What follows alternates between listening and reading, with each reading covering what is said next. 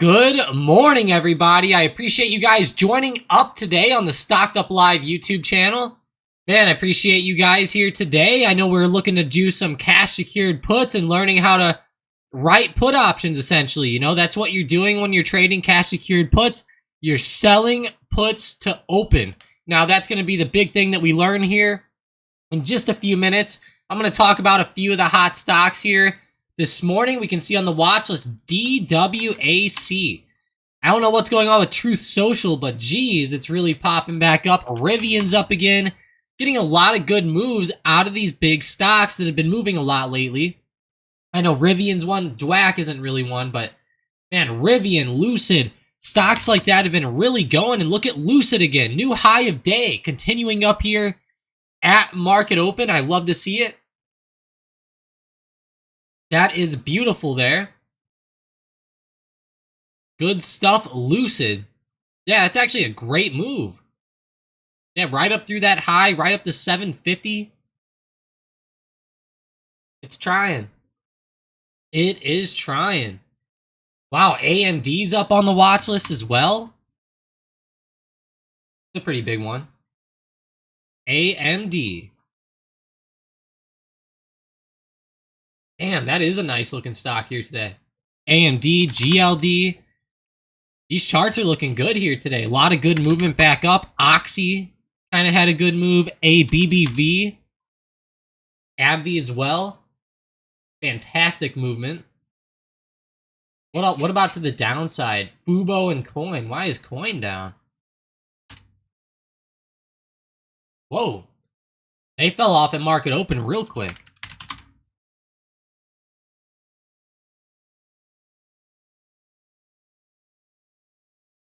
Oh yeah, Bitcoin having a rough move as well. Wow, that's terrible. Bitcoin, do not do this to us. Don't you dare.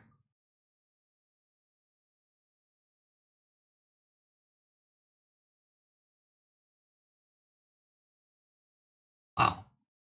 Bitcoin's been in this big channel up here, guys. I'll show you it on the 15-minute chart. Huge channel that we've been channeling in. Been huge up here at the top. I'm really waiting for it to break above like 31,450. That's going to be the main level that I'm watching over the next couple of days. By the way, sorry if it sounds a little bit weird today. I do have like a bit of a cold or something like that going on, but other than that, we're all good here today. I hope you guys all had a great 4th of July. I know I did. It's one of my favorite holidays out there. One of my favorites for sure. I hope you guys like it. You know, I always get some fireworks and stuff like that. I swore I wasn't going to spend a lot, and I ended up spending like $300 on fireworks. I was like, oh. Man, it goes so quick. I always buy these big mortar shells. They're called, the Excalibur fireworks. Here we go. If you guys ever see this and you're out at the fireworks stand, get it. It's worth it. They're pretty good. Pretty cool. Corbin said he didn't do much. Watched some local shows. Yeah, that's actually really good, Corbin. You know, that's just as good in a lot of ways. And then you don't got to spend money. That's the big thing, right? Smarter, Corbin, smarter. You have Rivian here, bouncing off the top, 2120, hitting hard and coming back to the downside here. I guess it was just up too much the past couple days. For anybody looking to learn on some cash secured puts or selling put options, we will get into that in about 5 minutes or so.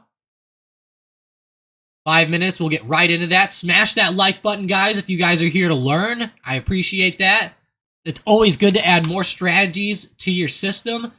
And something like a cash secured put is perfect. It's good for the long term. And man, it really puts you in the driver's seat. I'll show you guys some percentages here coming up, and you'll see exactly what I'm talking about, I think, whenever I show some of these percentages. Let me see I need to go on one of the option chains real quick.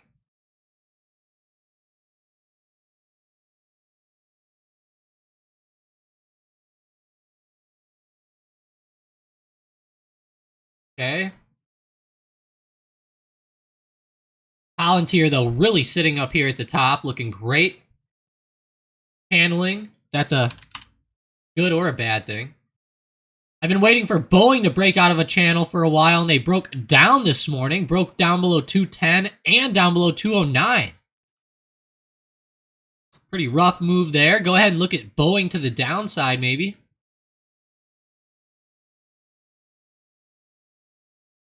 But yeah, let me know how your guys' fourth was. You know, a lot of fireworks out there.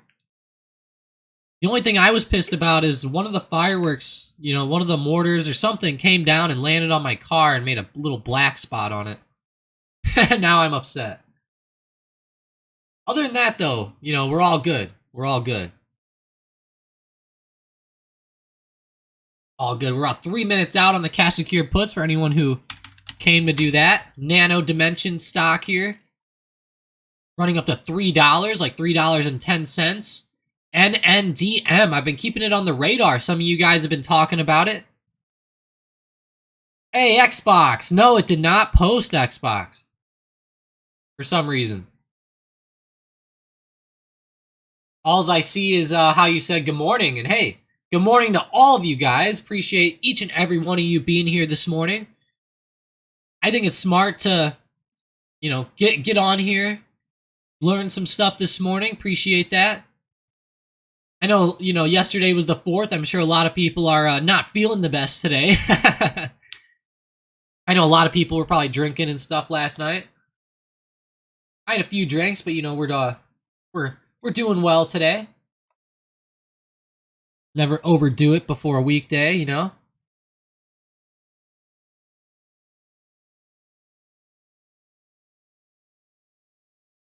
Wow, Nano Dimensions. I like it.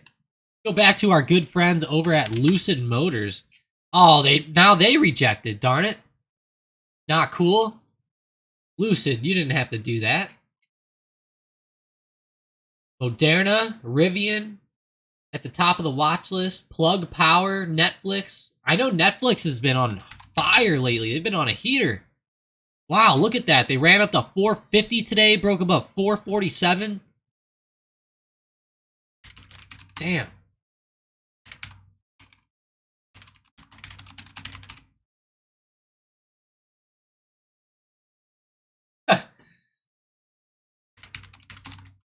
Would you look at it?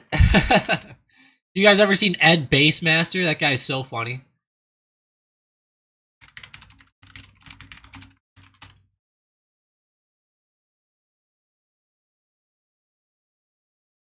I know everyone's seen that video. He's like, would you just look at it? Oh, it's beautiful. Just look at it. He's so funny with that. All right, Boeing falling off to the downside here. All right, guys. Tessie. Mike says too much tequila last night. Uh-oh. Uh-oh. Scary right there. Like Kevin hit Marv and Harry. Oh my gosh. Marv! Man, Xbox, that's a funny one. I love that scream that guy does on there whenever he's in trouble. Whenever Harry's in trouble, he really... Or no, whenever Marv's in trouble. Oh god, it's funny. Rivian hit 2021. Let's see. Yeah, it did. It broke out a little bit. The 2021 Gengar said, yeah, you know, and that, let's see. Yeah, I mean, that was my free day trade of the day, but it didn't break it after open, so keep that in mind. And then also, you know, 1 cent shouldn't necessarily be a big break, but yeah, 2120, 2121, right up there at the top today. Corbin goes, I just started drinking this morning. I love it, Corbin. All right, guys, but we're going to get into the cash secured puts. So let's learn up. Let's go. I'm going to post up the link into the Discord one more time.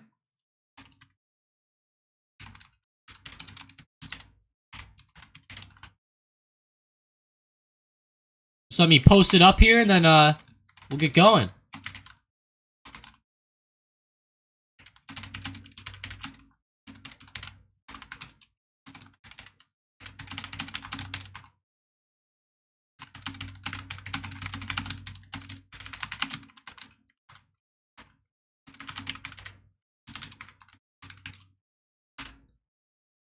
All right. I'm going to let this play here for just a couple minutes, guys. And I'll be right back, and we'll get right into it. Just going to let a couple more people join up real quick. Give it a couple minutes. I know a lot of people come in after the first 15, 20 minutes of market open. I know a lot of people love to maybe trade that or etc., but a lot of people like to come in a little bit later, so just give it about 5 more minutes. We'll go over it. Be right back, guys, and we will get right into it.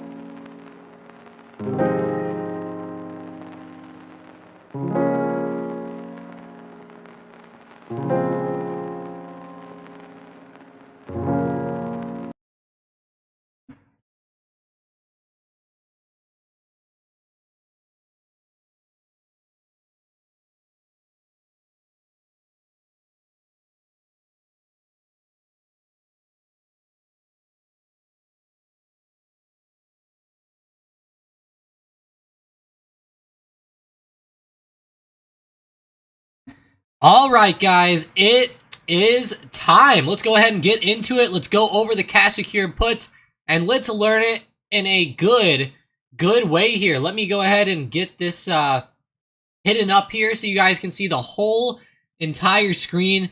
All right, so first thing I want to talk about, guys, it is very important here. Whenever we learn cash secured puts, if you guys have any questions at all, okay, put them in the chat here, okay? Throw them in the chat. I will answer them for you to the best of my abilities.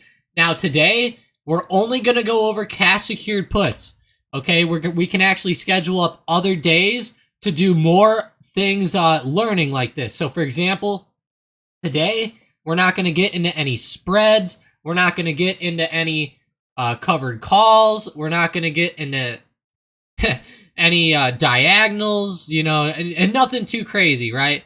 We're just going to pretty much stick with you know, selling puts. That's what we're going to do. Some people call it selling puts. Some people call it put writing, cash secured puts. There's a few different names for it. All right, and I'm actually going to go over it on Lucid Motors because I actually think that right now, Lucid is at a price point that this actually makes for a really good strategy. And I like this one because I think people could maybe copy this trade if they want to. You know, for example, if you're learning and you have a few $1,000s or something like that, this would maybe be a good first trade to go ahead and copy. So we're going to get into cash secured puts and everything that it has to do with. I know some of you guys already know what it is. Some of you guys don't. So to start off, cash secured puts, to enter into this type of trade, what you do is you sell a put to open. So for example, you would go onto a chain, an options chain. Let me get my Thinkorswim up here on the side. Real quick, let's get to an options chain. All right, so you'll be on Thinkorswim here. You're looking at the options chain, and essentially like what you're doing is you go to the put side and you have to look at something that's out of the money. Now you can do this in the money. I recommend for new traders to always go out of the money, which on Thinkorswim is going to be the black strikes here on the right side on the put options. Okay, now we can see I'm on July 7th. You know, you can have the whole entire chain up. You can see all the dates. The first thing that you're going to want to do, obviously, is decide what price point do you want to own this stock at. So I know that's NIO. Let me switch it over. you have to figure out what price you want to own this stock. And I actually have 100 shares here as like a bit of a like an example here for you guys. Now I know that, I already got the shares, so it is what it is, but I can kind of do this, sell like some calls on it, etc. as we go forward, which I've been doing, and I'll show you guys how that works as we go forward here. I'll even grab, some more shares of Lucid today, just as like a bit of a I guess like an example. I could even sell my 100 shares and go in that way, but don't really want to do that. Either way, though, we're looking at the chain. You have to decide what price you want to own Lucid Motors at. So whenever I'm looking here at Lucid, I'm saying, hey, right now we're at $7.45. You go to the daily chart. What do you want to see it at? So lately we've been pretty low, right? There's a support somewhere around like $6, and we actually hit $5.50 recently. But $6 is a pretty big area of support. So in my mind, what I like to do is I like to usually sell these puts around that support level. So I would go for maybe $6, maybe $6.10, $6.20, $6.30, $6.40, $6.50. Now I know it's going to be $6.50 because the options chain, but that's essentially what I would do there. I would go for the whatever's around support. And I'm comfortable owning this stock at this price. Like we can see, Lucid's been going down a lot.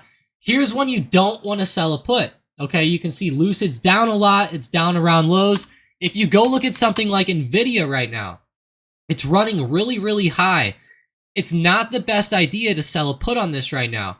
And the reason being is that when you sell puts, you are collecting premium. And I know that a lot of people get a little bit confused whenever they hear premium, right? Okay, I'll show you what premium is. You go over to the options chain, you look at Lucid, you go to July 21st chain, you look at the puts, like I said, $6, $6.50, that's a pretty good area of support. Excuse me. So you pretty much can go for like $6.50. Yeah, yeah, I should, Corbin, I should. Lucid though, it's real low, it's kind of risky. It's one of those stocks, it's not my, I don't totally, love them, but I kind of like them at the price they're at. And I'm kind of, getting into a trade to follow that Saudi investment fund. And, as we sell these puts, we'll actually get into more and more shares and etc. So, looking here at Lucid, I'm looking at the chain and I'm like, what's going on here? We have $36, $18 at the 650 strike, $8 at 6 strike, 0.09. If you guys are that new and you don't know that 0.09 would cost $9, this isn't the video for you. You're going to want to go learn some more stuff. So we all know the pricings on these. $40 at the 7 strike, $20 at the 650. That's your premium. So you can see the bid and the ask, 19 and 20. Essentially what you would do is you'd sell the 650 put.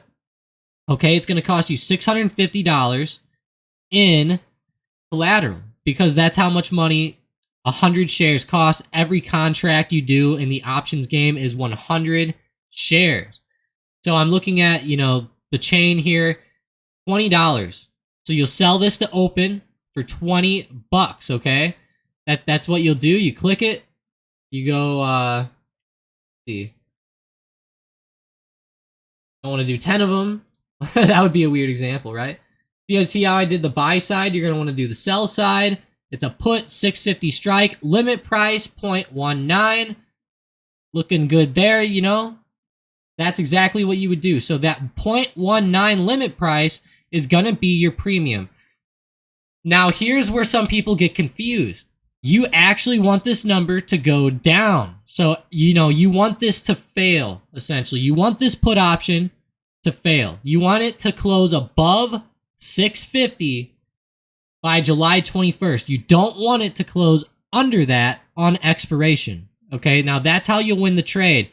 And that'll collect all of your premium, and then you won't have to get any shares. Okay, now on the other side of things, if it falls and closes under 650 on expiration date, which is July 21st, then you'll have to pick up 100 shares at 650. Now this can be bad if the stock goes down to $4 or something and you have to buy it at 650.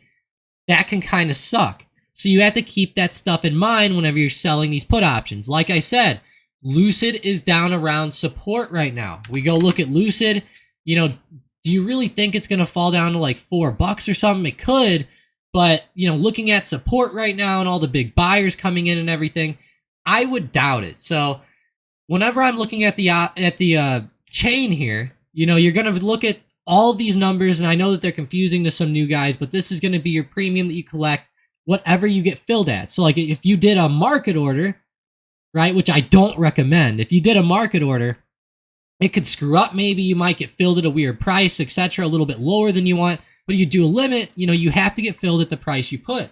So like in this example, 0.20 on the 650 strike put for Lucid. So that's how you'll set this trade up. If you're looking to copy this, you can, if you're on Thinkorswim, you can screenshot this down here if you want to, and, you know, go ahead and copy it.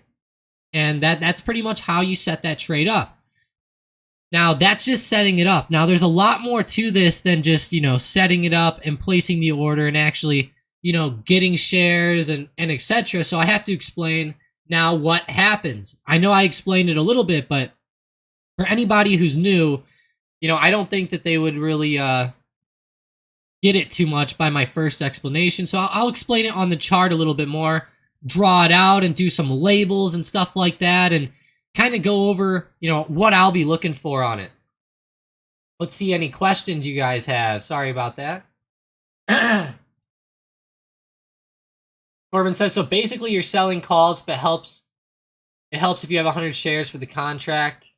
Yeah, essentially, Corbin. I mean, except we're doing puts today, but yeah, you can do that. He says, can you do cash secure puts and covered calls on a cash account?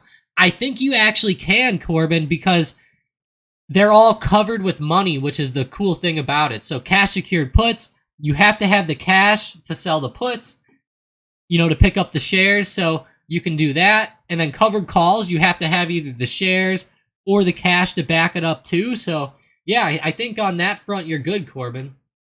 I think you can on a cash account. I've definitely sold puts, I think, on a cash account. I'm not 100% sure though. So just, you know, make sure you double check me. It's been a while since I've looked at those rules like that, but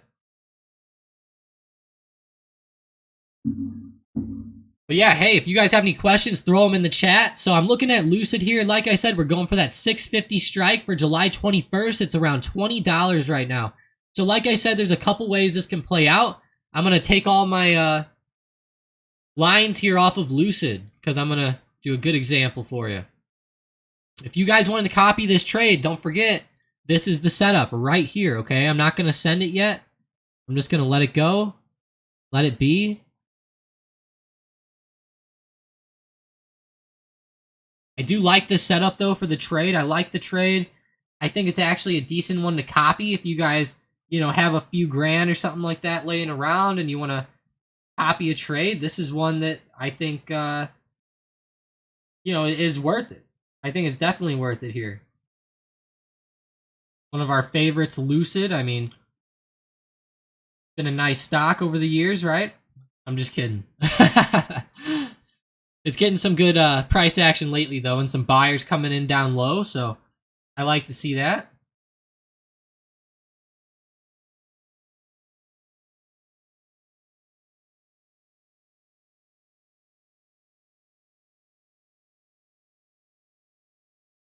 But yeah, so I'm letting you guys copy this. I hope you guys had it screenshotted by now. If not, you know, just ask me some questions about it and we'll follow along. So I'm going to go ahead and mark our 650 area here in purple, okay? 650 in purple. So this is going to be the strike price that we're getting, obviously, down here on the pink line. Now, why this is important, okay? July 21st is the expiration date. Okay, now we need this stock. There's two ways that it can go. It can close above 650 or it can close under 650 on expiration. It could close right at 650. I've actually never had that happen, but it could do that. In that case, I actually don't even remember what would happen at that point, but essentially, you know, there's two ways. It'll close above 650 or under 650 on expiration, and I'm going to explain, you know, kind of what happens here in each scenario. So if it closes above 650, which is your strike, obviously you're selling at,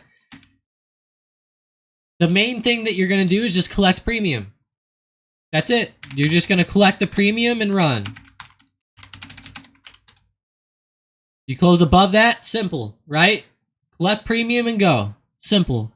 Very easy to follow on that front. If you close under 650 at expiration, you have to pick up 100 shares at 650. And this will happen, you know, usually these will expire on a Friday. As we get to Monday morning, those shares will hit your account, if not even sometime over the weekend or something like that. You'll have to pick up 100 shares at 650 and collect premium. So why this matters and why this is so important that you also collect the premium with this is, so right now, the premium is being, you know, it's right around, let's just say $20 to make it simple, right? $20 on this example.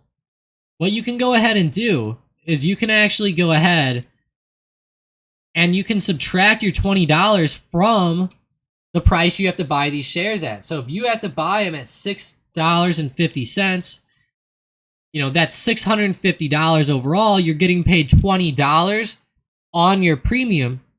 So that's almost like you're buying these technically at $6.30 now, 6.30 if you add in the premium, you know, because that should count towards your position, as you know, because you'll pick up the premium and the shares, so you make that money, and what you can do then is you can sell the shares the very next day and just keep the premium if you want, if you really want. Now, most of the time, like I said, you're going to do this on a stock you want to own for the long term. So if Lucid does fall down to 650 and it goes under 650 and, you know, you have to pick up the shares, most of the time you're doing that and you're going to want to keep it and hold it for the long term. And that's why I love this strategy. You're generally keeping these and holding them for the long term, especially if, you know, the shares get hit. If the shares don't get hit, it's simple. You know, you just sell another one. That's all you do, or sell more, or go to a different stock and sell some on that. You know, you can use that money to go out and sell more. And then as you just collect more and more premium, you can sell more and more cash secured puts, and it just, you know, it just keeps compounding from there. Hunter's done this amazingly over the past couple years. He's gotten some of his average prices down so low, like on DraftKings and, you know, different stocks like that. It's been great. Corbin says he sold a $7.50 call for tomorrow. Get paid 0.12. Is there even a strike price for tomorrow? Or do you mean just this week? Let's see. 750 strike this week is oh,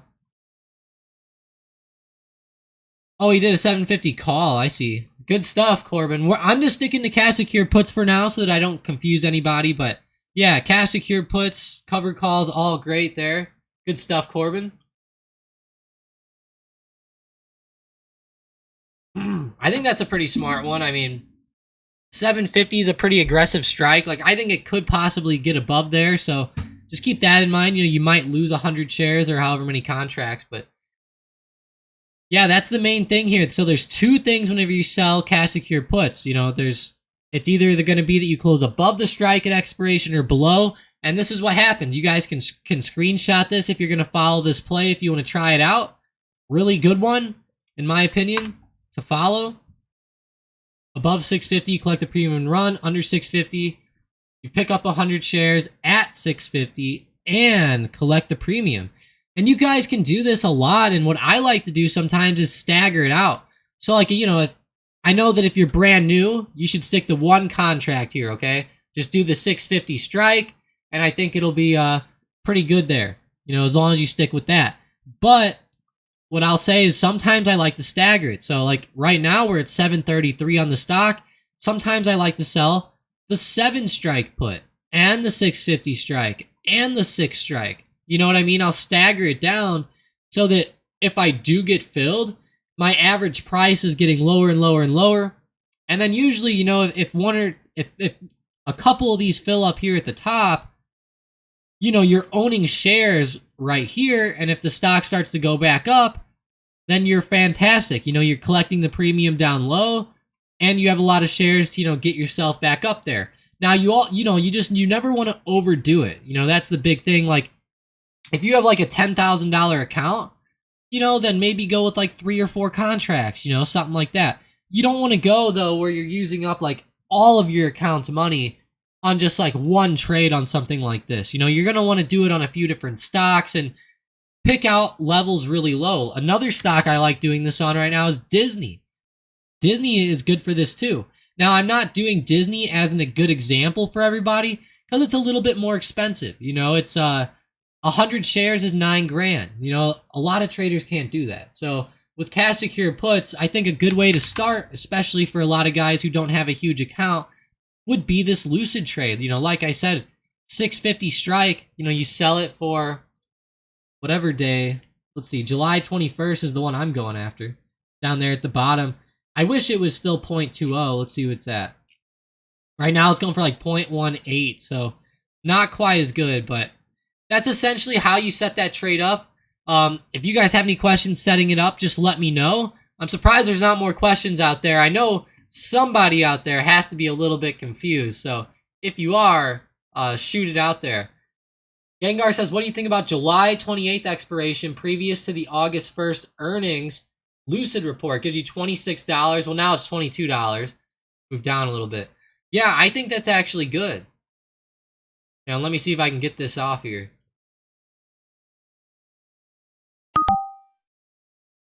Damn, Lucid. I can't sell the order because I have too many damn shares already in my account overall, but damn you, Lucid. I actually, I have a few grand of buying power. I don't know how it's doing that. Kind of strange, but yeah, that's pretty much what you do when you send that off. 650 strike, and then you can start selling covered calls on it, cash or covered calls, stuff like that.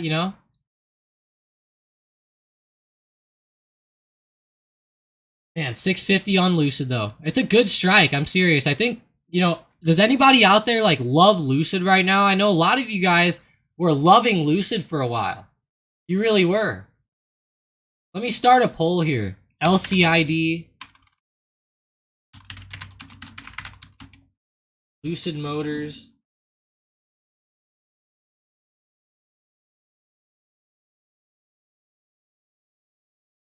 Do you like Lucid for the long term? I'm going to make a poll.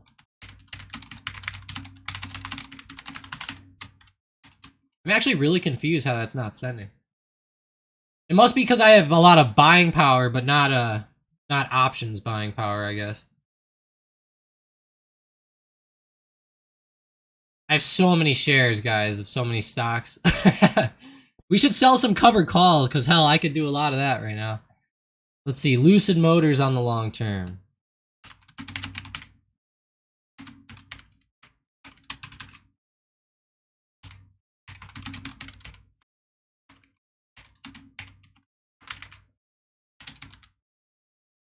All right, guys, sending the poll out there. Go ahead and vote in it. I think you guys will like it. Corbin says, I bought it back. I don't want to cut my profits down. Yeah, I feel you, Corbin. I think that's probably smart. A lot of times I like to go for ones that are really far out there, Corbin. Like, I would normally try to find like a strike, like maybe like $9 or 10. Something like that that's crazy if you can find premium on it. Normally not on these types of stocks. Sometimes other stocks have it better, but I got me the 650 July 28th. Nice, Gengar. Got $24. Nice stuff, Gengar. So $24, you won't get it yet, but I mean, I guess you technically have it, but whenever you buy it back, technically, or as the trade expires, you'll finally get that premium. You know what I mean? Like the trade will be done, it'll officially be in your account and everything like that.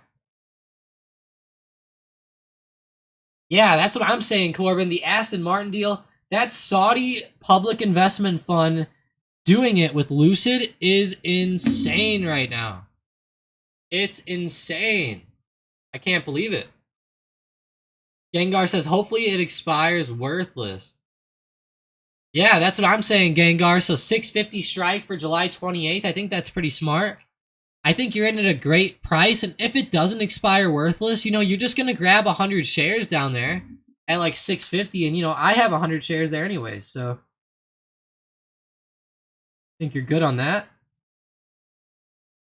Let's see my average price on Lucid. 640, actually, so I'm just under that strike.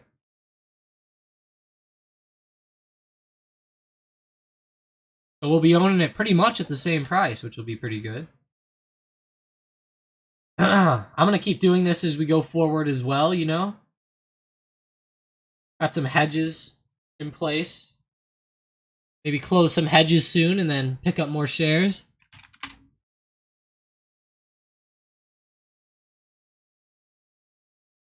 Follow the big money, Corbin says. Yes, sir. That's the big key right here. You know, it's so good to follow the big money. Like, if you see a bunch of big money flying into call options on a stock and, you know, it's starting to bounce off support and finally starting to go, it could be a great idea for, you know, selling the puts like this. And it's such a good strategy to follow for the long term because you just keep grabbing more and more shares and then you just cycle it over into the wheel strategy and you start selling covered calls. I guess I might as well talk about covered calls today because, you know, why not, right? Now, I don't really recommend selling covered calls on Lucid right now because I think Lucid could go up a little bit. So I'm not necessarily the biggest fan of that. But, like, let's say you were going to do it, you would pick a strike here on Lucid, like, around resistance. So, you know, if you own it down around 650 or 6, anything above there is good because if you get filled on the covered call, you're actually making money there. So that's the big thing. Like, you have 100 shares low, it's like $6. If you do the 7 strike covered call and it goes above 7 and you have to sell your shares at 7, you're still making $100 per contract on that because of your shares. You know, you'll have shares on it. So those shares will be getting sold at 7, so that's $100 per 100 shares. So that's a really fun way to think about it. And whenever you sell these covered calls, you know, it puts you in the driver's seat because either the stock goes up and you win, or you just keep holding the shares. That's what I love about covered calls. Those are awesome. You know, same thing, just like Lucid shares are.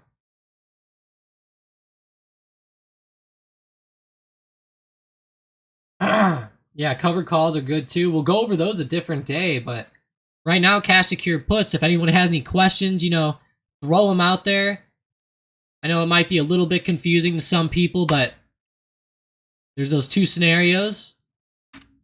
You know, either closes above the strike or under the strike on expiration, and this is what they do. Now, I like doing this on a few other stocks right now as well. There's a few that I've been, like, listing off, like Kraft Heinz I like. They don't have the best options, though, so it's a little bit weird on that front, but they do actually have a chain. The options aren't terrible, actually. It's just the puts are very, very negligible if you go out of the money. Like, if you go under the 35 strike, you're just looking at no premium there. Boeing's one that's interesting to do it on as well, but it's expensive. You know, a lot of people can't do it. But Boeing's a fun one. You know, like if you think Boeing's going to be breaking out of its channel here, you know, you go to the chain, go to July 21st. You look at like the 220 or like the 200, I mean, strike put, like $100. So, you know, you can get $100 in premium on that one by July, but you have to put up a lot more money in capital. And that's the big thing is like running around and finding like what stocks have higher premiums right now that you think will pay off on. And it's usually ones that you like for the long term. Like a lot of people love NIO. You know, NIO is a pretty good one generally for selling puts as well. It's fairly cheap. It usually has a lot of high-priced options for the price of the stock. Now, I know it's nothing too insane here, but like you could sell the 950 strike put on NIO right now for July 21st. And that would be like $22, $23, something like that. You know, pretty good. And that's at the 950 strike down here. You could go lower to the 9 strike and you get like 10 or 12 bucks. I know that sounds really negligible, but like let's say you did 10 contracts then, that might be $100 by July 21st, and that's not too bad. You know, something like that. Now I know it's 10 contracts, it'd be like $9,000 overall on the collateral for the shares, but still, I mean that's like $100 though. And then just keep in mind, you know, you can always sell the shares once you get them or start selling the covered calls.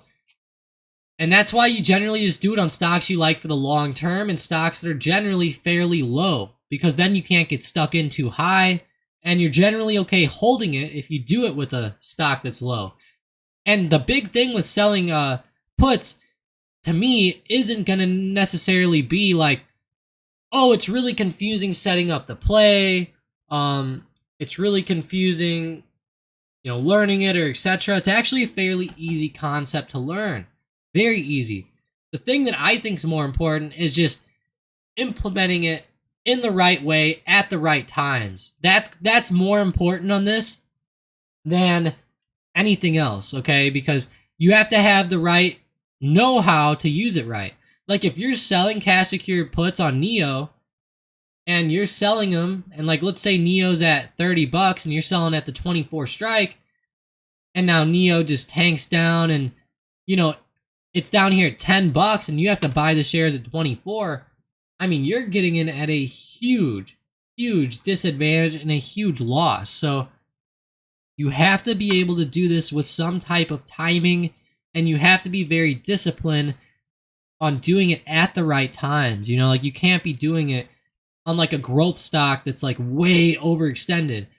Now the problem here is that some people will say, well, I thought it would go up, and I understand, but you just have to do it in a smarter way. Like be very, very, very patient on stuff like this, and just don't go in too much at one time. Because even if you do get filled at 24, don't go all in, because you're gonna have to keep averaging in possibly. And if that happens, then you have to sell more. You have to sell the 20 strike then to get more shares. So you don't want to do too many contracts at once in that sense either, because you don't ever want to get stuck, at like a 26 strike when the stock goes down to 10.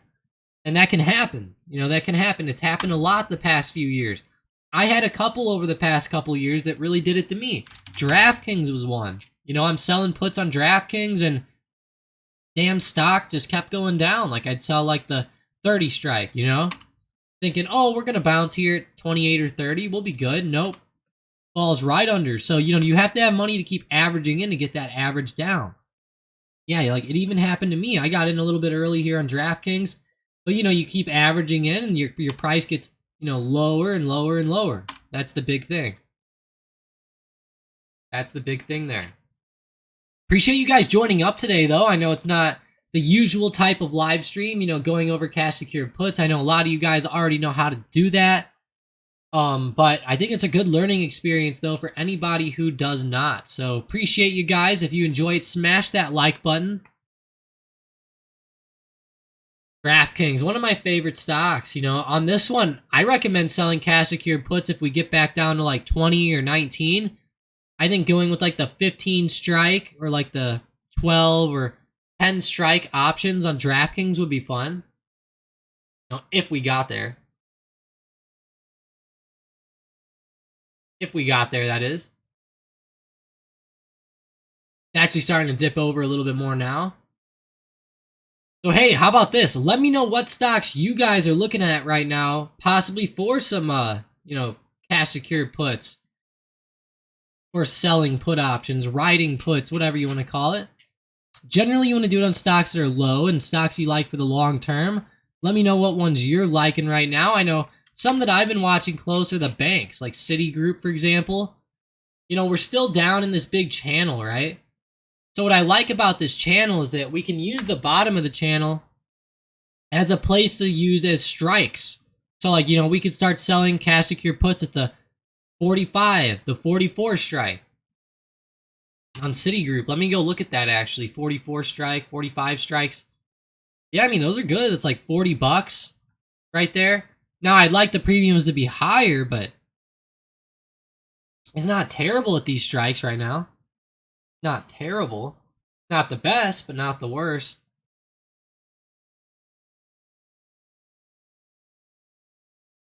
And you can do that at that 45 strike, like I said. You can go down to like the 44 strike, 43 strike. If you want to get riskier, you could do the 46 strike if you want, but just keep in mind that's recent support, so I like that. I just, we're in a pretty big channel. If it goes down to like 42 or 40, 46 is a little bit high, but as long as you leave extra money over so that you can, like, bring it back down and stuff like that, be good to go. That's the big thing, is getting that average price down on these type of plays. Gengar says, I'm interested on the 750 for July 28th. What you think? They reporting earnings on July 21st. 750 strike for July 28th. Let's see, that's Lucid, I guess, right? Is that Lucid?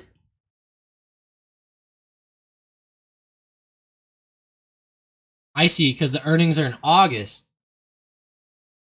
Yeah, I like that. I remember you saying that earlier, too. That could be a good way to go, Gengar, but just keep in mind the stock's at like 750 like right now. So like keep in mind it could go down a little bit.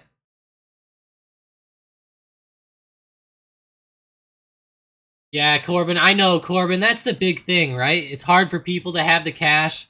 I know, Corbin, that's generally where the main problem with this strategy comes in.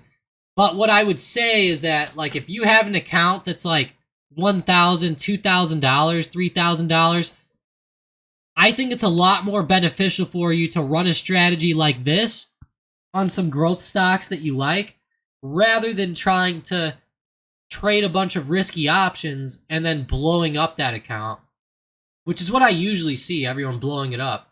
Like if you had like a $2,000-$3,000 account, all you're doing is just selling put options and stuff, picking up shares, and then keep in mind, you should be keeping to add into this account too. Like you shouldn't just have your account and then it's just your account. Like you should be adding in, like, if you get paid like, 5, 6, 7 grand a month, or, even less, something like that, you need to be putting like 1 or 2 grand into these stocks, or just put it in the account and then wait so that you can start selling more puts and stuff like that. That's a good way to go. I'm a big believer in that. You got to keep adding into your account and picking up more and more shares and stuff for the longer term. Exactly what I do. Man, and I'll tell you what, it pays off whenever these stocks start to go up. Like some of these have this year, Like DraftKings going up from lows. That's been really fun. That stock's been helping out a lot. AMD, Nvidia, stuff like that. Those stocks going up. QQQ, like any of the like tech funds lately, like they're just on fire. They're straight up on fire. So, if you would have been selling cash secured puts on these stocks and just picking up shares down here, hell, you might have doubled your account, tripled your account by now, something like that, if you were grabbing good companies. Now, if you were grabbing trash things, like, whenever I say trash, I'm going to go to Lucid because I just talk, I know I've been talking about them. They're not trash, but, they're not something like Nvidia, nothing like that. You got to keep adding into that account so you can start getting, like, better stocks and stuff like that on dips. And like Meta's another one, it's a great one for the future, right? A lot of big news right now. It's breaking out 3.82%. They're coming out with Threads to go with Twitter, going head to head with Twitter right there. And imagine buying the dip on this one. This is another one. You would have like doubled your account at least, if not tripled it. Crazy to say, right? Imagine that. You had 3 grand, now your account's like 9, 12 grand. Just because you were buying shares for the long term,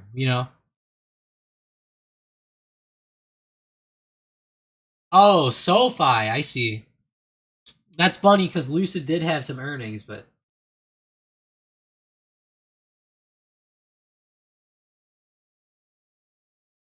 Xbox said, if you were thinking about share acquisition, would you want to buy a put when the stock is rising?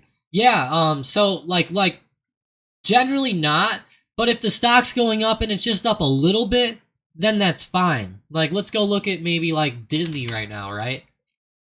Like Disney, it's up like the past 3 days. And when you zoom in, it looks like a lot. But when you zoom out, you know, they're still very, very, very low down there. Don't forget to subscribe, by the way. But they're still very, very low. And as the stock starts to rise, you generally don't want to do it when it's up too much. If you really, really, really have to get shares, sometimes just buying the shares straight up could be better. Or even just maybe getting like 20 shares a week. You know, something like that. That way, as it's rising, you know, you're not getting stuck on any like big dips or anything like that. But generally, no, you know, you don't want to be getting the stock when it's up too high, Xbox, especially. Well, you said to buy a put when the stock's rising. Did you mean to say sell a put, Xbox? Because you don't want to buy puts when stocks are going up. You might have mistyped that, but if you meant selling a put, you know, you generally don't want to do that if the stock's really up a lot. You generally want to do it on stocks that are lower or stocks that are dropping. That way you can keep averaging in and you're getting the premium while you average in, which brings your price even lower. You know, that's the big thing there. Because you're getting that premium too, even when you get the shares. So it really brings your average price down. I'll tell you what though, Meta today is like really, really blowing my mind. I know that they have threads coming out, but sheesh, I mean, that is just wild right here. Straight up wild.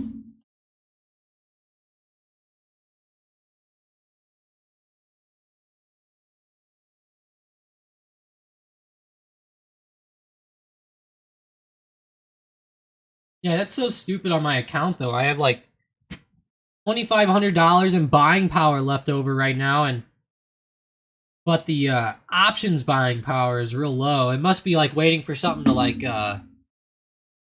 something to clear or something like that. Really surprised. Because some margin. Because of the margin. Oh yeah. Target rate probabilities. And just so you guys know, there's some brokers out there that don't require you to have necessarily all of the margin, okay? I know like Mike and some people have used things like Tradier and stuff like that. Let me look up Tradier. I forgot how it's spelled. Here it is. Aw, damn it. I forgot how it's spelled.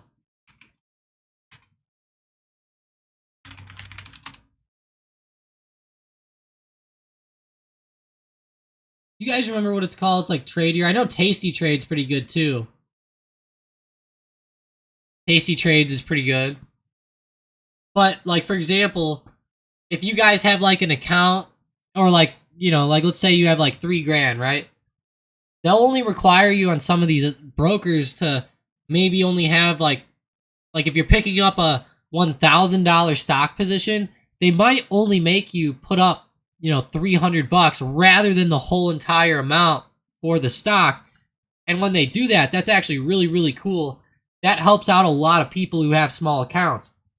Now, at the same time, you just don't want to overdo it because you can get yourself into some trouble if you do overdo it in a way, but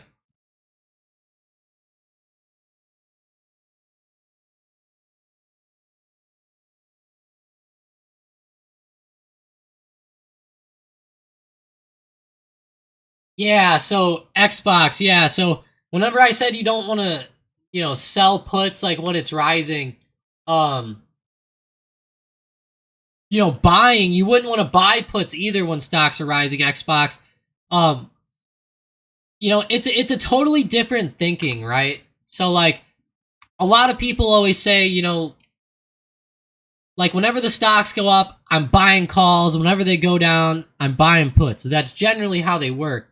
So like if the stock's falling, you know, buying puts is a good way to go. But if you're trying to get into that stock for the long term and get more shares and stuff like that, you're going to want to sell those puts down there to get those shares. That's the big thing. If you want to just, do a quick trade and make some money on the stock going down, then you would just buy some puts as you see like a support break. Like on Palantir here, 1550 broke, had a big sell off. Maybe buy some intraday puts, stuff like that. Let it go the next day. Trade it that way rather than buying and holding those puts. That's generally not the best idea unless you're really trying to like hedge a position or something like that. Like I said, it's a long-term type of trade.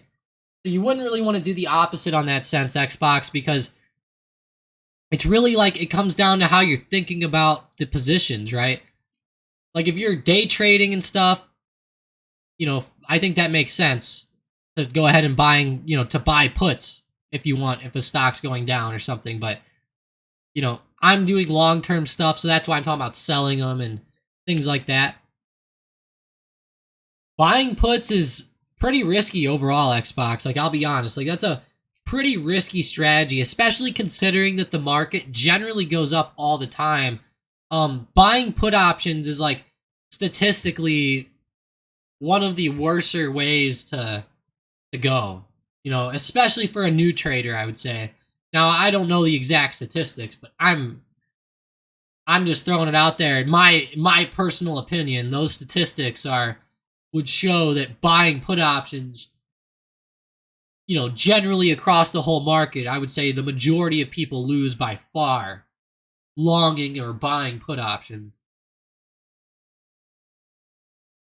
You might, you'll catch people winning on them all the time, but I would say generally across the board, more trades are lost by retail traders than won on those puts that are bought.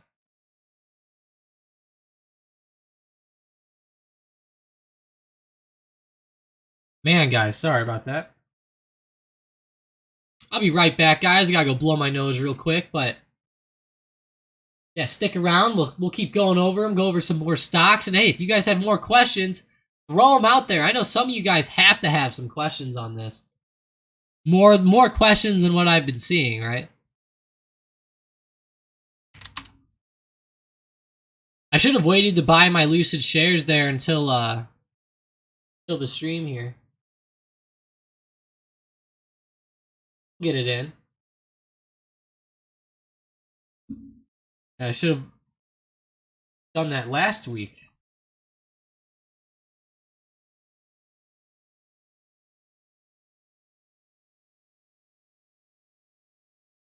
Wow.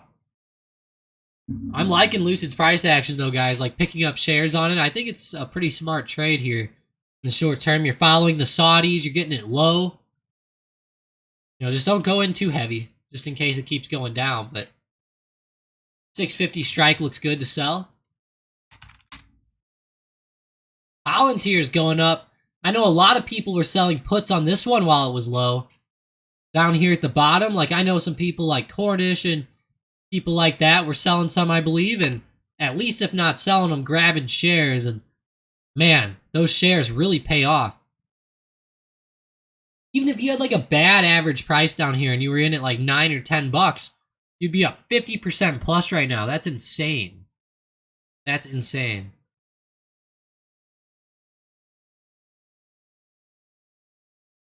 Be right back. Just give me 1 second, guys.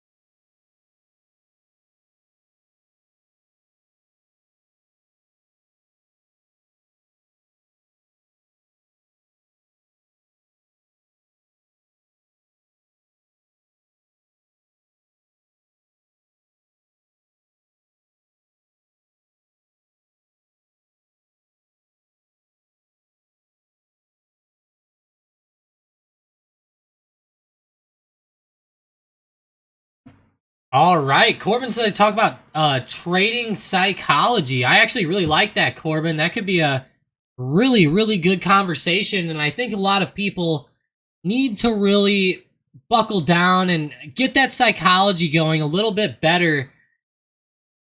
Hey, bravo, nice. Day trade Lucid for a profit, but yeah, I think a lot of people need to work on their trading psychology. You know, I'm in the Discord and everything like that throughout the day, and you know, there's a lot of traders out there who are really solid, you know, really good, and then there's sometimes I see some things and I'm like, oh man, you know, that that psychology's rough, you know, like, all right, so trading psychology, let's kind of get into some of that because it's a very broad topic that I'm actually a big fan of. I think that psychology is a very underrated thing to learn because number one, you can learn how people are. You know, you start to learn more about people's reactions, body language, etc. You know, you start to learn a lot of things that psychologically people do that you don't even understand sometimes, or certain situations or like certain conversations and stuff.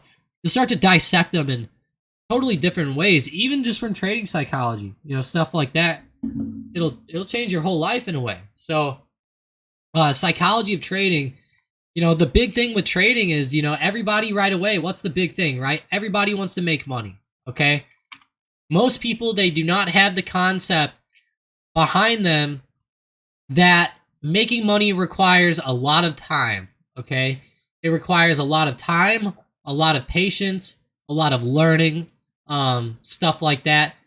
I know whenever I first started, I was the worst. You know, I was your prototypical beginner day trader type of person. You know, I'd be out there in 2015, 2016 going crazy on futures, stocks, penny stocks, crap like that. Hell, back in the day, I remember like TOPS, Top Ships, was one of the better shipping stocks at the time. All the shippers were going nuts. You know, there was a lot of crazy stuff going on with those stocks, and I was your prototypical guy, you know. I'm out there, just started, got some money, like 20 grand, 30 grand, something like that. I want to go all in. I want to learn how to day trade. Day trading's fun. I want to learn how to day trade. It's the way to go.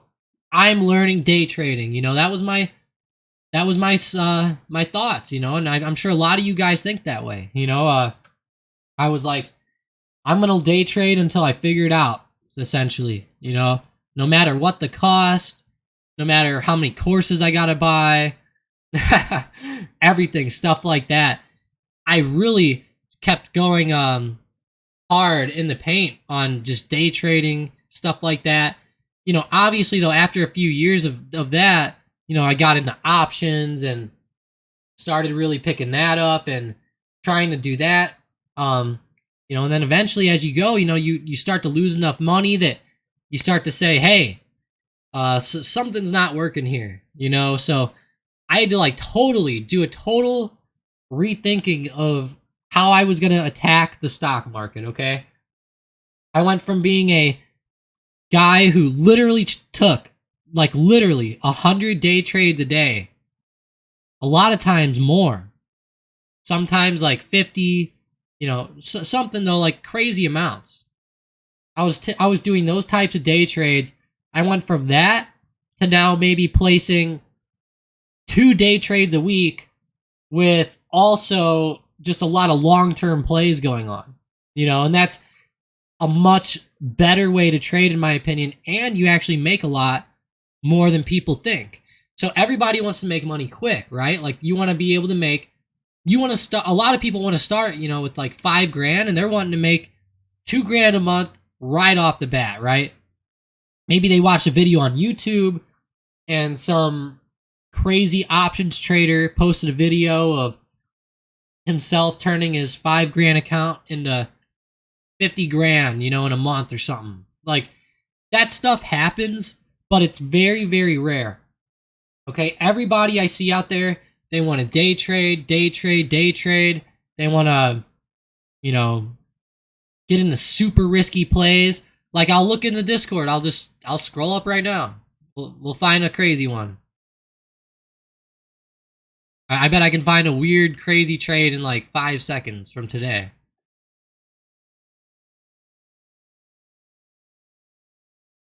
Let's see, like everyone's looking at Tesla, you know, stuff like that. Like, exactly, like Tesla's a pretty tough one. You know, you can day trade it, you can get in and out on it quick.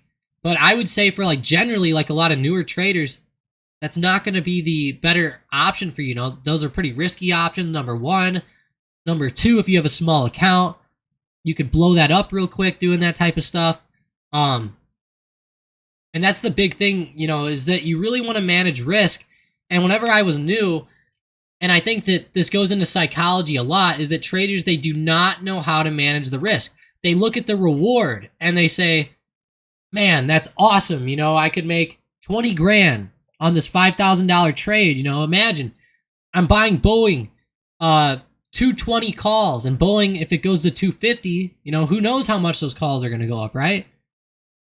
But the problem is that it has to work out, you know, and people, they don't ever want to put the time in to learn. You have a lot of supports, resistances, you know, you're trying to buy off of certain levels, maybe guys have trend lines, maybe there's all types of stuff, you know, but you got to come up with some type of strategy, some type of,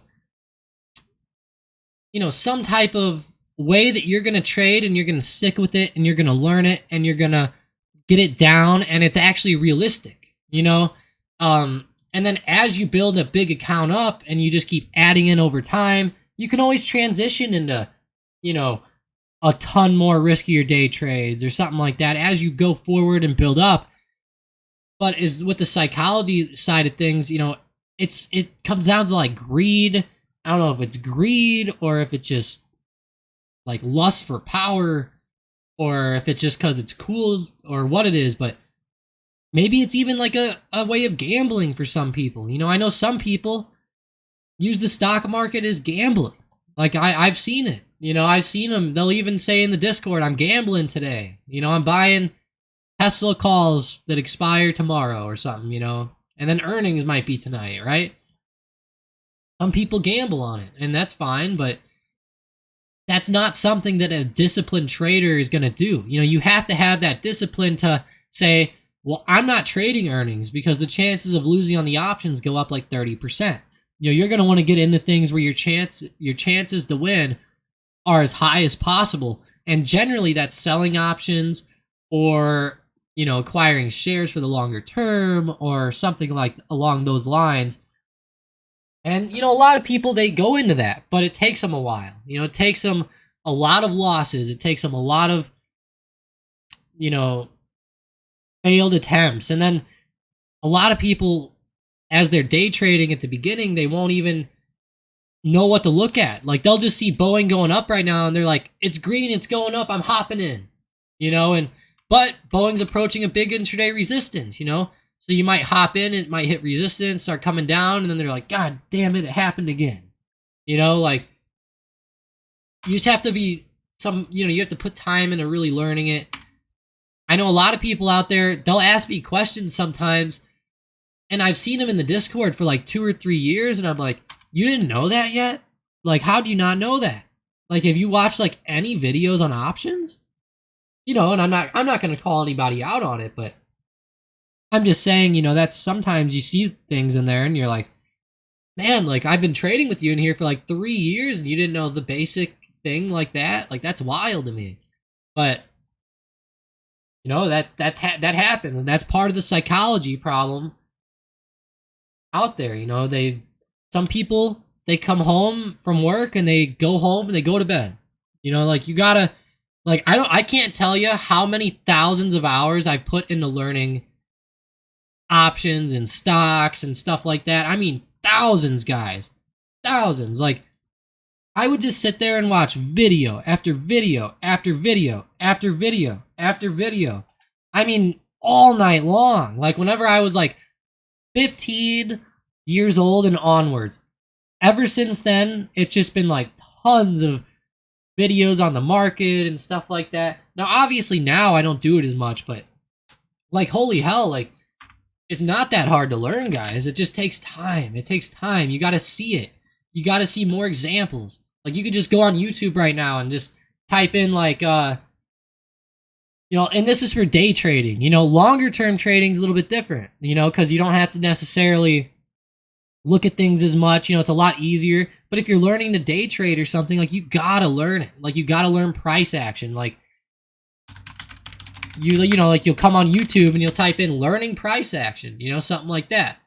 Like, look, 8 minutes and 54 seconds. Price action's hard till you see this. Like, this looks like a great video to watch. Let's actually watch it. I can guarantee if you follow every single one of these price action secrets, you will become a better trader. Trading around pure price action is one of the best ways I've ever found to trade. If you can manage to master the skills of reading price action, you will not only set yourself apart from other— And just so you guys know, this is my favorite way to trade, is price action. By far the best, okay?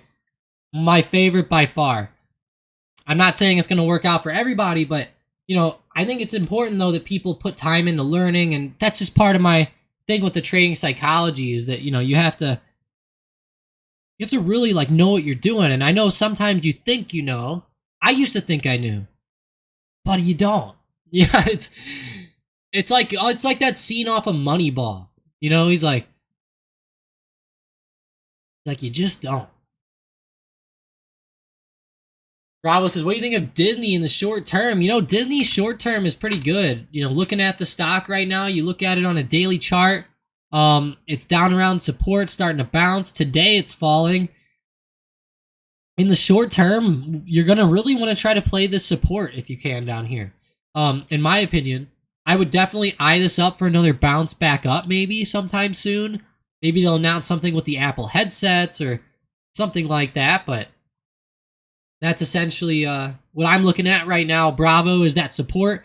You can see, we've had a few big hits down there as we've approached that. I think it's going to be very important, though, to be patient and wait for a hit here, because we might bounce at 89. We might bounce at 88. We might fall through. So, you're going to really want to sit here, watch the price action, see what happens. Then maybe if we start to break back above like 90, 50, or 91, get in on that breakout there or something like that. Unless you're looking to grab shares and then trade those in the short term, that might be better. Because then if you do get stuck holding, you can just hold it for the long term and be generally okay. Wow, he's holding it since 125 on Disney. That's actually not too bad, It's kind of like the top of this range that it's been at, in a way, so not the worst price ever. I'll give you that, Bravo. Definitely not the best, but not the worst. Sal said, if you own shares on a put you buy, do they automatically sell your shares if the contract expires in the money?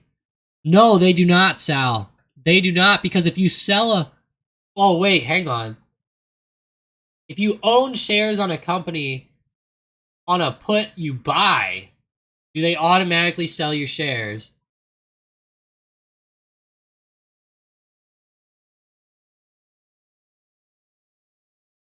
Sal, I don't think so. I'm like fairly certain they don't on that one. Okay, I'm fairly certain. Don't quote me too hard on that one, Sal. I've never had that happen to me. But because generally, like, if you buy a put option, Sal, you should never, ever hold it until expiration. Never. Like, if you buy a put and you hold it all the way till expiration day, that's wild. Because as you get towards expiration day, the time decay hits it so hard that it's not worth holding generally. Unless the stock's, like, really going. Okay? And if you're trading, like, a weekly option, that's terrible. Like, you shouldn't do that. Like, if you let a put expire that you bought, it should be like a put that you've been holding for like 3 months or something, right? That's, in my opinion, that's how it should be. Now, I know some people might argue that, but that's I would never let that happen, Sal. So just keep that in mind.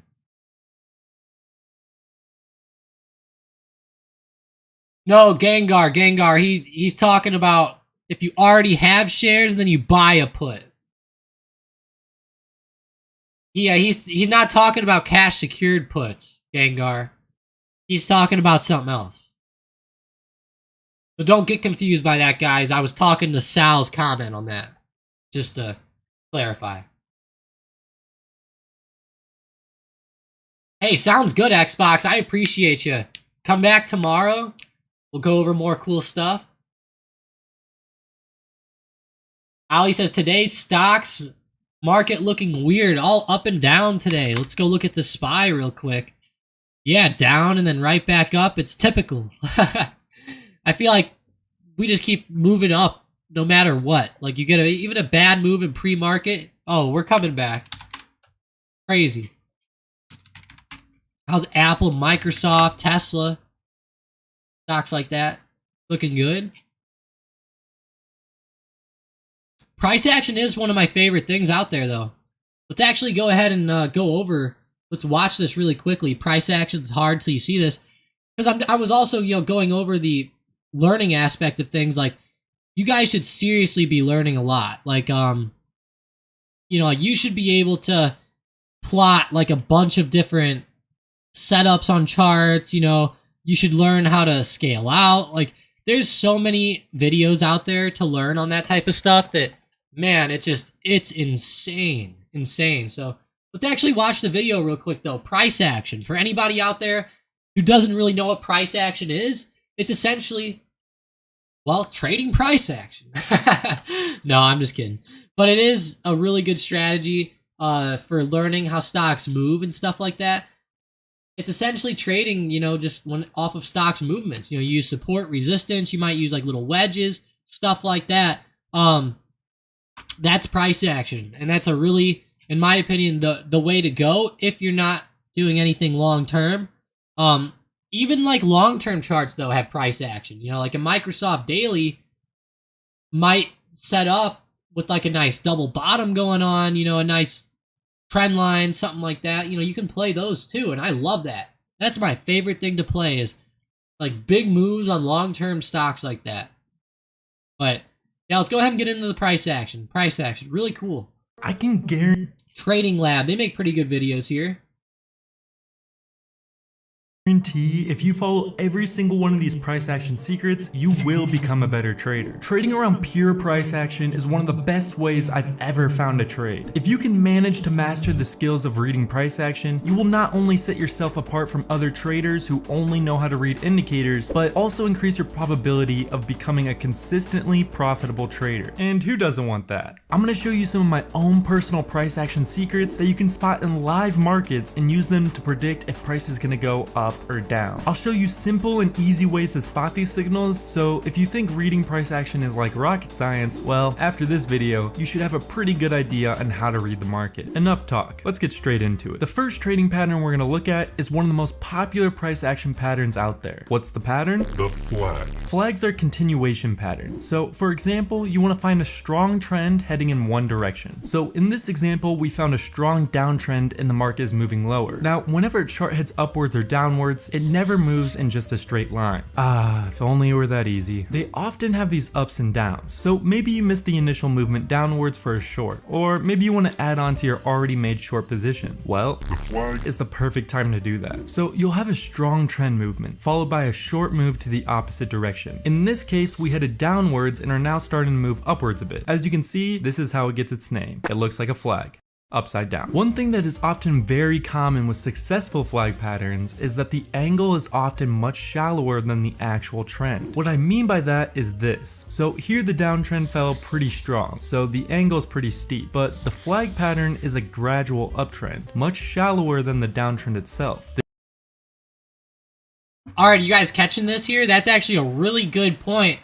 That flag is generally not as steep back to the upside as like a normal move back up. Like if it was just going to be like a recovery back, it would probably not do it on such a gradual, pace like this. Let's see if we can actually find like a little flag pattern or something like that, just to show you guys like while he's talking about it.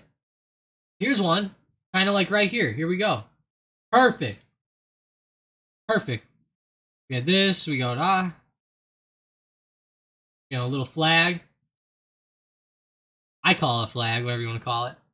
You know, we ran up, had that nice move to the upside. We had that consolidation back down for a little bit. Wedge slash flag, had the breakout come in. Looked good there. That was actually a really good setup. You know, that's a perfect setup, like right here. It's on Microsoft. And that whenever you're day trading, you know, try to find these patterns and use them to your advantage. You know, you can use them for breakouts. Like if you see it start to break out, you know, maybe buy some calls there and start to day trade it back to the upside. Really smart to do that stuff. And sometimes this really helps as well because, like, let's say you're trading, you know, a bot play. Like, let's say you're trading, like, let's say the sniper bot today. Like, let's say it calls out Boeing calls, okay? And you see that this is what Boeing looks like, and let's say it calls out the calls and it's in the middle of this flag, right? You might not want to hop into the bot play right there on the calls, right?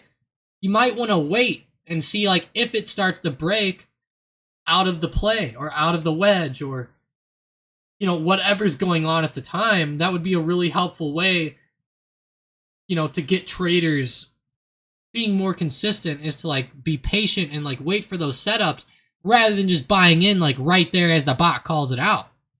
You know, because there could be resistance here, and there is stuff like that. So just keep that stuff in mind, you know, whenever you're trading stocks here and going forward. Really helpful, I think, in my opinion. But get back to the video real quick. Oh, what tab was it? Here we go.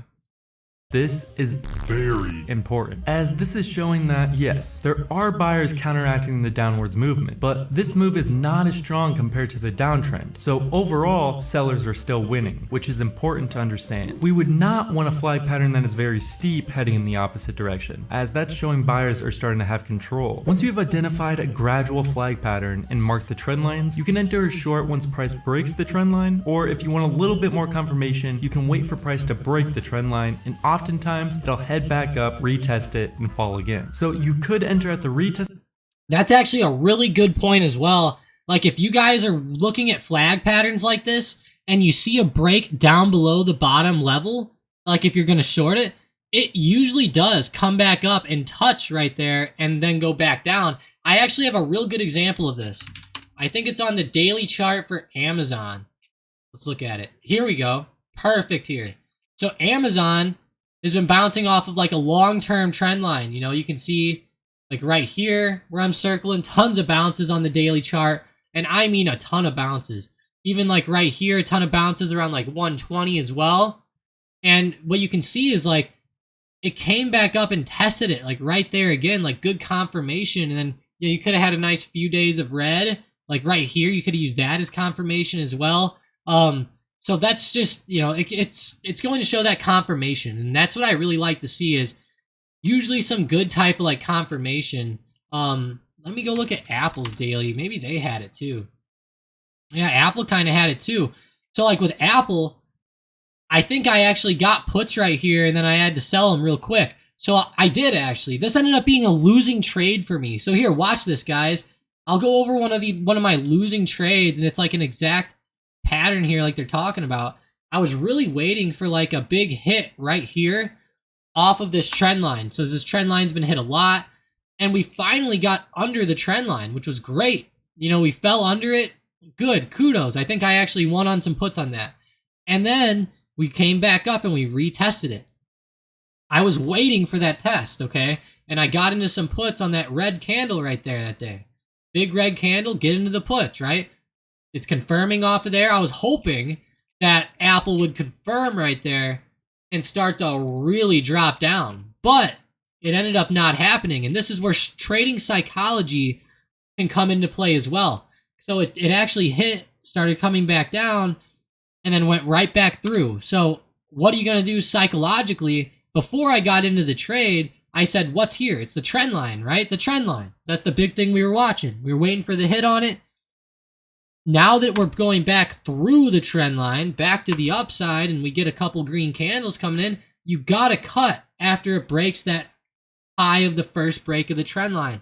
I know sometimes that sucks, but really, I mean, it was a very, very small loss on that trade for me. Seriously, it was a fairly small loss considering what how it went against you like that. So it just, you really have to be disciplined with these types of setups and trade the breakouts correctly and stick to plans. You have to really plan these things out and don't just try to like wing it. That's a big thing I see a lot of traders do, trying to wing it out there. And I understand, it happens. Time goes forward, but I wanted to show you that on Apple because it was a very good example of trying to get in on a confirmation that didn't work. So as long as you're disciplined though, and you sell out if it breaks the confirmation, then you should be good to go. Very small loss, and that's a big thing with trading. Keeping those losses small. That's almost more important than winning in some ways. But let's get back into the setups. Test the trend line for a little safer entry. So price broke the trend, we entered a short, and look what happens, price falls. That was beautiful. But something very interesting happens. When price falls, it falls extremely fast. Then it ends up consolidating and moving sideways. Just from this happening, we can almost predict what the chart is going to do next. How would you do that? Well, as you can see here, when price was rising, it took a very long time for it to rise. But then when it dropped extremely quick. Then instead of it rising back up again, making another flag pattern, price started to consolidate. So that's showing buyers weren't able to get the price back up, which shows that buyers are starting to lose control even more, and sellers are gaining momentum. So you could potentially, if price breaks this lower consolidation trend line, either enter another short or add on to your already made position, as the chart is showing seller momentum. And price ends up breaking the trend line yet again. And look what happens, price falls. This next price action secret is unbelievable. Once you see it on your chart, you can predict when the market is going to reverse. But first, check this out. I found a trading platform called Prime XBT, and they have an option that I haven't seen on any other trading platform.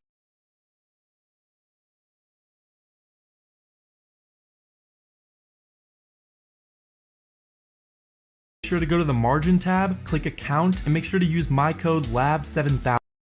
First, the longer the strategy is active, the more established it is. You also want to find performance charts that have a steady uptrend like this. Now, while bear traps and bull traps may sound scary, you can actually use them to your advantage. So here we have a support line from this recent swing low. As price is heading back downwards towards it, you have to think in the mind of the people who are shorting this play. Where would you take profit? Right at this support line. Also, breakout traders who want to short this play are gonna do so when price breaks this support, which means they will be setting their stop losses around this area. So we have to keep that in mind as well. If price breaks this support, then ends up coming up and closes up here, this is a very strong bullish sign. In this case, it happened twice, which is an extremely strong sign. This is showing that sellers don't have enough momentum even when price breaks the support. You also have to remember, the breakout shorters are gonna start covering their position in this area, which will also help the price go up. This example is even better because these bear traps are paired with a momentum candle, a bullish engulfing candle. So we now have 3 signs that the market is going to reverse. The final confirmation would be price breaking this resistance that was previously used as a support, which it does, which gives us confirmation to enter this trade. And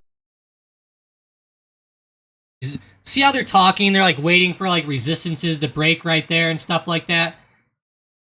I think that it's really, really good here because we talk about this all the time, and I feel like a lot of traders don't really take it to heart too much. But Mike and myself, we're always talking about like, hey, we're gonna wait for something to break a certain level, or etc., etc. I know it doesn't always play out that way, but a lot of times intraday and day trading and stuff like that, you can get some big runs if you start to see a big overhead resistance break or something like that. It can be really, really huge there. So just keep that in mind as you go forward. look what happens, it goes up. The next price action tip I want to talk about is called deceleration. First, we have a supply zone. Usually, supply zones will be at the start of a downtrend. Then you can see that price has a huge spike and rises back up to the supply zone. But look closely to what's happening. Right here, we have a super strong long bullish candle heading upwards. But then the candles start getting smaller and weaker, right in the supply zone. If an uptrend is strong, the candles should be gaining in size as they go up, not shrinking. Now, I wouldn't necessarily say this is enough to go short. What I would do is go on a lower time frame and get a closer look. Oh, see how he's talking about this setup right here on the right side? There's actually a setup very similar to this right here as well. See how there was a bunch of small candles on the left side of the screen and it didn't break out, started to trade back over, but then it did get a breakout as time went. But, you know, let's see what he says about it. Look, so we're on the 4-hour time frame now. Let's check out the 15-minute. You can see that price is making this very nice pattern where it made a trend line and a support. So if price ever breaks this support, this is where you could look for a potential short opportunity. So as you can see, it broke out, then tries to retest the pattern again, but it ends up being a bull trap, which from what we just learned is another very great sign that the market will continue to fall, which it does. Next, I want to talk about one of my favorite price action formations, the triple tap. The triple tap helps you figure out when a trend is over and is about to reverse. All the triple tap is 3 consecutive highs, but then they get weaker and weaker over time. So we can see the market trended up pretty good right here, but as we keep moving forward, price was barely able to make a higher high. That's warning sign number 1. Then next, you can see the market starts to consolidate, taking a very long time and finally making another higher high, but just barely again. The 2 warning signs are that it was consolidating for a long time and that it could barely make a new higher high yet again. This indicates a lot of weakness at the end of a strong uptrend. After that, price ends up making a lower high, which is just icing on the cake. This is where you would enter your short position. Then the market collapses. The last and final pattern I want to talk about is the breakout buildup, and this one is extremely powerful. So what happens is price starts trending upwards, making new higher highs and new higher lows. But then it gets rejected off this resistance level and starts making a bearish move downwards. It doesn't end up going past the previous low though, so technically we're still in an uptrend, which is very important to understand. Then look what happens. Price reaches this resistance yet again, but it barely bounces off it this time. Compare that to when it first happened, you can see a big difference in selling pressure. Then after that, it kind of consolidates here right under the resistance. What this is representing is a lot of buying pressure right in this area. After seeing these signs, you can enter once price breaks this resistance. Make sure to wait for the candle to close over the resistance or wait for a retest. We get the retest right here, we enter, it works, price goes crazy upwards. Being able to pair these price action secrets with support and resistances is a magic strategy and will work wonders. Yeah, guys, these strategies here that he's talking about, some of those setups are very important to know and learn in the stock market, in my opinion. So, you know, it goes to show, you know, just going and like watching things about the stock market sometimes, stuff like that can be really beneficial sometimes to a lot of traders out there. So hopefully something there helped you. Now that guy's channel, it looks pretty good, but just keep in mind, you know, he's showing you what happens whenever the setups go perfectly, okay? He didn't really show anything where like maybe he was trying to trade a breakout and it failed or anything like that, or just keep that in mind. You know, he didn't show any fails, which is a little bit iffy for me there, but let's go ahead and see what stocks are running up today. Lucid, I know we had a few runners earlier today. Let's see what's still at the top. AI climbed up. Am I surprised? No, but damn, they just keep going. They don't care. Back on the uptrend. I like it. Keep going, AI. Get more movement. The more the merrier, right? I don't mind if they go up. Plug Power, okay. Double topping around 1090. Barely broke out there. Keep your eyes on this one. It's an interesting stock. It's up in the resistance. Maybe if it breaks 11, that could be a good time to go long, but there is some resistance around like 1110, so I don't know. Kind of a tough breakout type of play there. It's going to be a momentum feeler on that one, in my opinion, more than a we're going to break a level and go. Square looks pretty cool, though. Wow. Been running up quite a bit lately. Look at that. Running up above recent high, like 67.50, breaking out.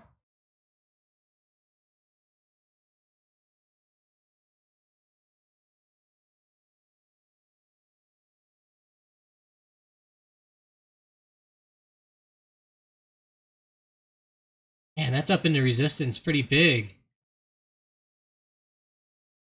67.50. Come on, Square. Get up there. Meta.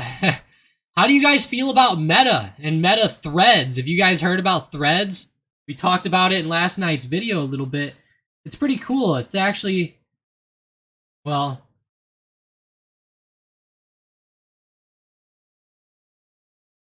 It kind of looks like a freaking... Man, it actually kind of looks like... Oh, that's too bad. That's too bad. It actually is looking really, really good here today, but... Yeah, Threads. Meta's copying Twitter, guys. It's terrible. Let's see if I can find it. Meta Threads. I think it's stupid. I'm not a big fan of this. I'll never use Meta Threads unless it becomes like a big thing, but if it does, then I think it could work, but I just don't think it could happen. I don't think it's going to be as good as Twitter. Like I said last night in the video, what the hell's going to happen? Now I can get banned all over this? It's like, okay. You're not even allowed to say ever what you want. Like, alright, so it's an Instagram account. Trying to like zoom in so I can see what this crap looks like. Here we go. Is this what it looks like? People say, discovered a new coffee shop in my neighborhood and I'm in love. There's something about finding a cozy spot to work or read that makes my day. What's your local spot to unwind? Drop your thoughts below. That sounds like Facebook. Like, what are they gonna do? Get rid of Facebook and just call it Threads? That's kind of what it sounds like they're doing to me. Just get rid of Facebook at this point. You know, it's the same thing. You're just posting whatever's on your mind, right?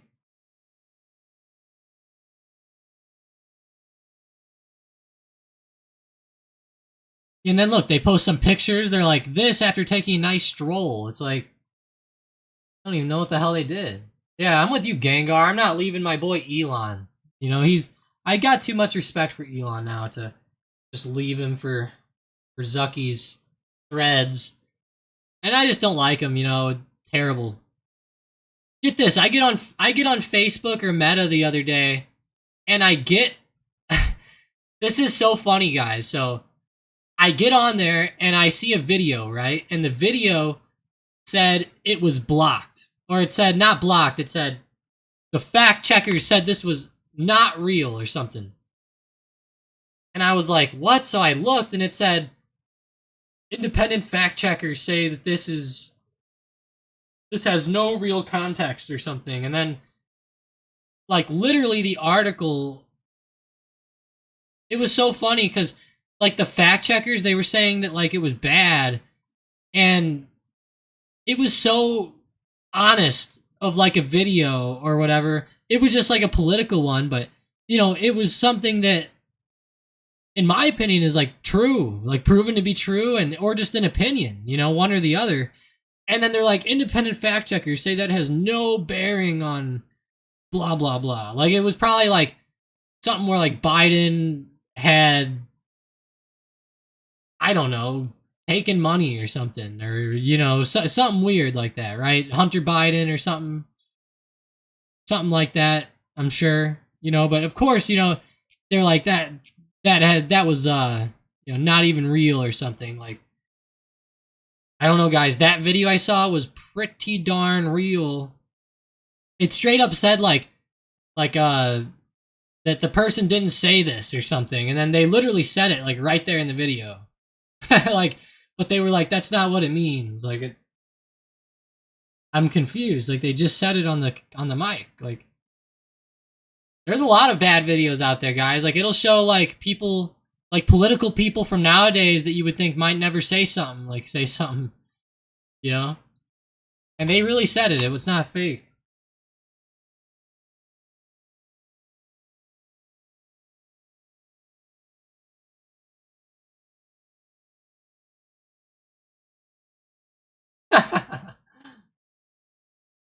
Yeah, Gengar, I'm with you. Then you're banned right away, real quick. You're gone.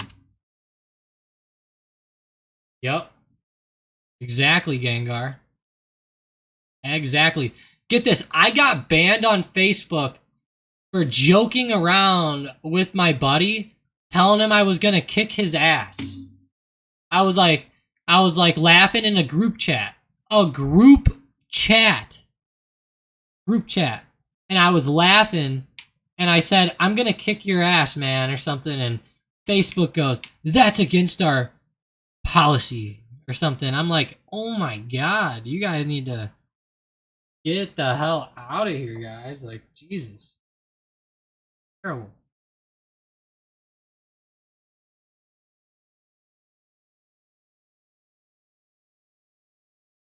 Terrible.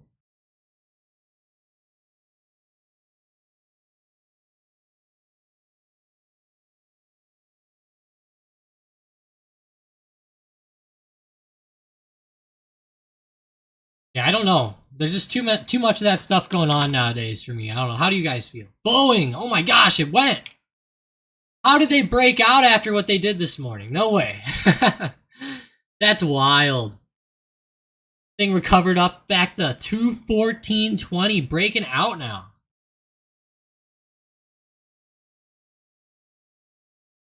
At least above the recent high. Jeez. Wow, that's crazy.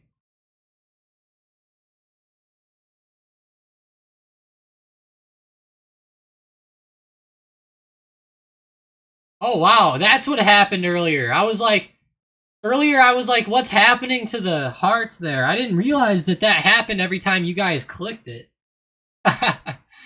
That's funny. I didn't even know that. That's pretty good.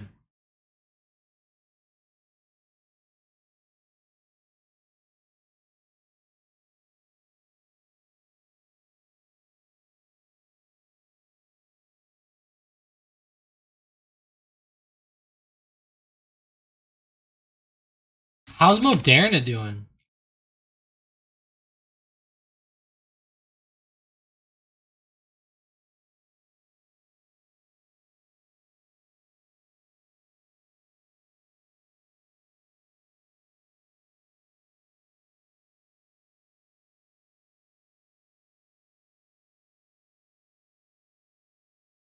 Hang on one second, guys. Let me know what you guys are seeing here as well. You know, show me what you guys are looking at. I'll check it out real quick.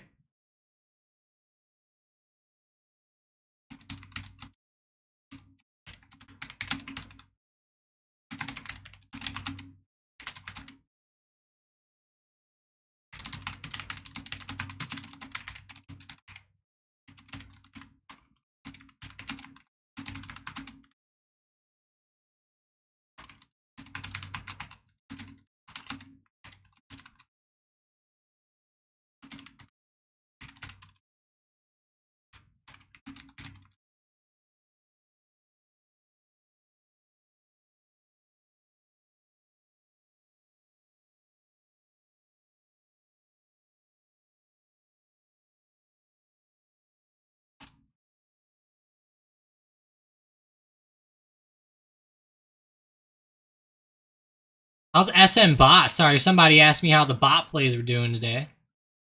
Let's go eye up the SM bot. I know Boeing's getting called out on there. That's good. Good job, Boeing. I love Boeing there. Hey, John, thanks for subscribing. I appreciate that.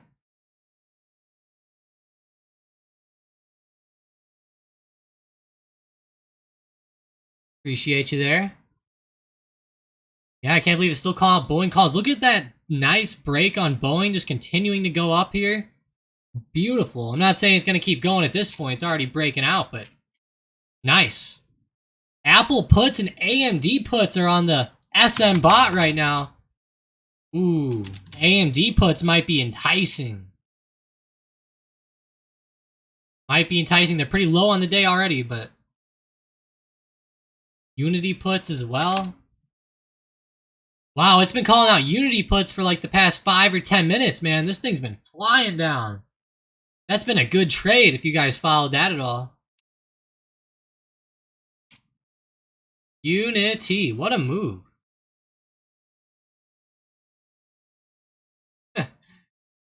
Gengar, that's funny.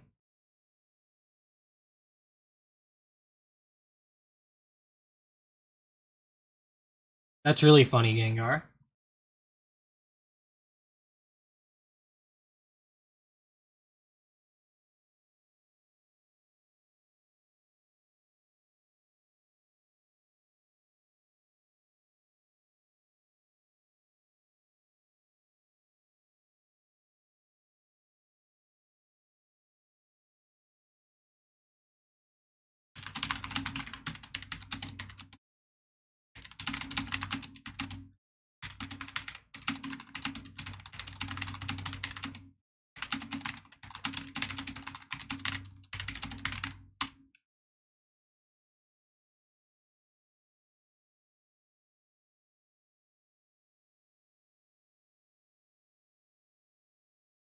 Looking good though, Unity. That thing's fire. Just keeps going down. Put credit spreads have been doing great. Stop the Iron Condors due to momentum. I feel you there, Purdy. I feel you there. Hope everything's going well with you and the fam. Thanks for joining up today. Gonna be getting off here sometime soon though, in about 9 minutes or so, but thank you guys for joining up today. I was hoping some more people would try to learn some cash secured puts, but it's all good. It's all good. I hope some of you guys enjoyed your, mornings here.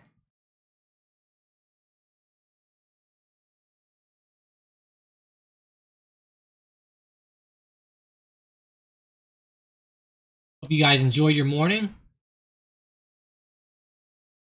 We can go more into trading psychology and stuff like that over the next couple days.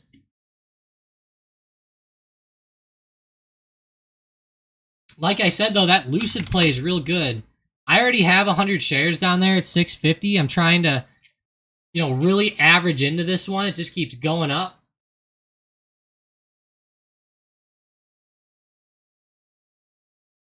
Keeps flying there.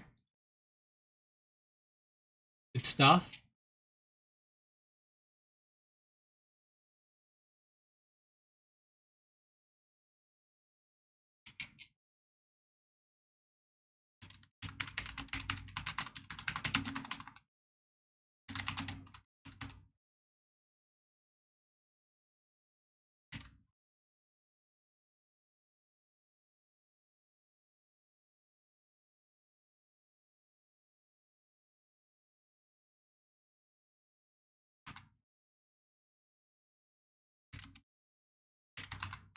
Sorry, guys, I'm helping a guy in Discord.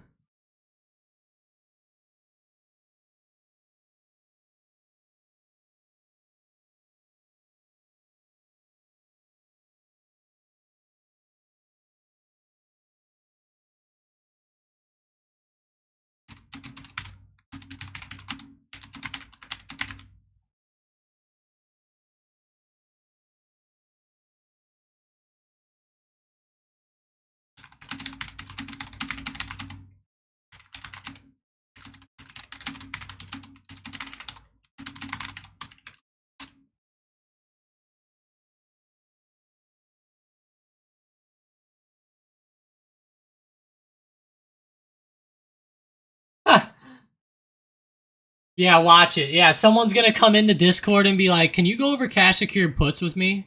I'm gonna laugh later. I'm gonna be like, "You're gonna have to join tomorrow's stream now." Yeah, I was really hoping more people would try to learn that, though. It's a good strategy. I really think it is. More people should get into it. If you do it often, I swear, guys, like 2, 3, 4%, those things add up. They add up. It's a lot better than losing, okay? If you're a losing trader out there, you need to try out that strategy, okay? You need to, if you're a losing trader. It just, I don't know if you've been losing for however long, like 6 months, a year, 2 years, whatever it is. Even if you've gotten lucky a couple times, right? Maybe you're a majority loser, though, but you've been lucky a couple times. It's still good for you. It's a great strategy, especially if you have capital. Even if you don't have a lot of capital, you have like $3,000, it's still a great starting point for it. It's just that everybody always wants to be in the moment very, very quick. I'll leave you guys on this today, okay? I'll rant one last time. Everybody wants to do the fun, quick trades, the quick money. It gets your heart going, you have fun. Trading and winning is generally not very fun. I'm just going to put it out there. Takes a while. You wrap up money in these long-term plays, stuff like that. It's just, it's not as exciting as the normal type of trading, but whenever you buckle down and you start doing it and you do it more often, then you can start taking some of those winnings and use them towards some of the riskier trades if you want, or something like that. You can do that, but I'd really recommend, buckling down, trying to learn how to sell some puts, then transitioning to selling covered calls after the puts. Definitely a good way to go. you know, if you're looking to obviously grow that account. Now, I know some people are going to say like, well, Tom, 3 grand, you know, these things, like, it might wrap up my whole account in one play. And that might be the case. But that's how it goes sometimes. You know, you're going to have to pick a good stock that's low, you know, and hopefully it, you know, as time goes forward, you can average in and get in on the, you know, good move back to the upside on, like maybe like Intel now or Disney or something like that that's low, right? Disney's real low. That's another one people have been looking at a lot lately down here. A lot of people looking at it. Crap, guys, let me open up my book map really quick. My power went out, so I had it off there, but appreciate all you guys joining up today. I really do. Thank you guys. Hope you guys enjoyed it. Have a great rest of your day. Seriously.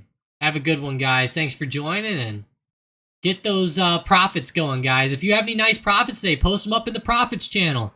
We might feature you on tonight's YouTube video.